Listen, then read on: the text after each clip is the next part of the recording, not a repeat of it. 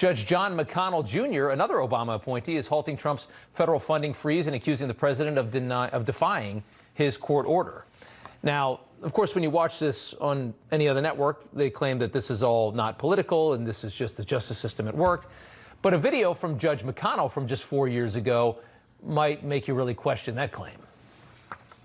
You have to take a moment and realize that this, middle-class, white, male, privileged person needs to understand the human being that comes before us, that may be a woman and may be black, may be transgender. In many ways, racism is a white people's problem, and white people need to figure out how to solve it. I mean, when we saw, the Jim Crow laws and whatnot, where courts stand and enforce the rule of law, that is against arbitrary and capricious actions by what could be a tyrant or could be whatnot.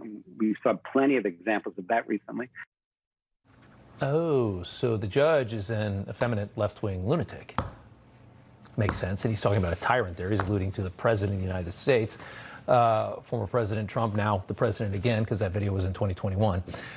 His daughter, Catherine McConnell, reportedly just left her job as a senior policy advisor at the Department of Education now that Trump has entered the White House. So we have another one of these families, just like we saw with one of Trump's cases here in New York.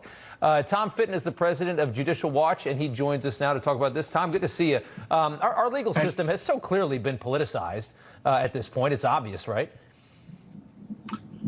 Yeah, when you have a series of judges making extraordinary rulings that I think most would agree wouldn't have been made in similar circumstances for the president of another political party or anyone not named Trump for that matter, you have to raise the question about whether politics whether politics are behind these judicial rulings or the rule of law.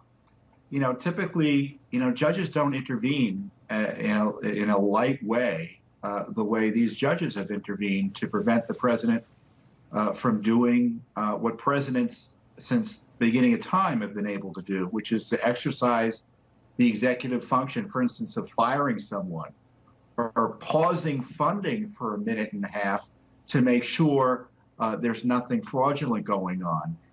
And, when you think about this as a non-lawyer, one of the things that you kind of figure out when you're asking for quick action from a court is, oh, you got to act quickly because there's irreparable harm.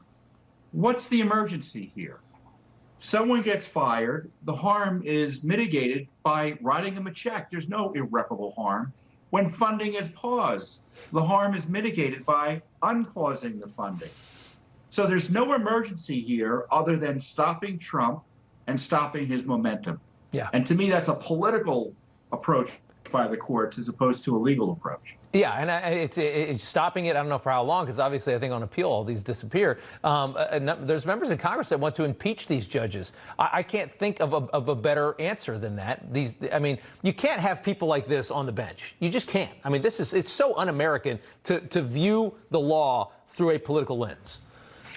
Well, we haven't impeached judges since the beginning of the 1800s, and that one failed. So it's going to be a tough.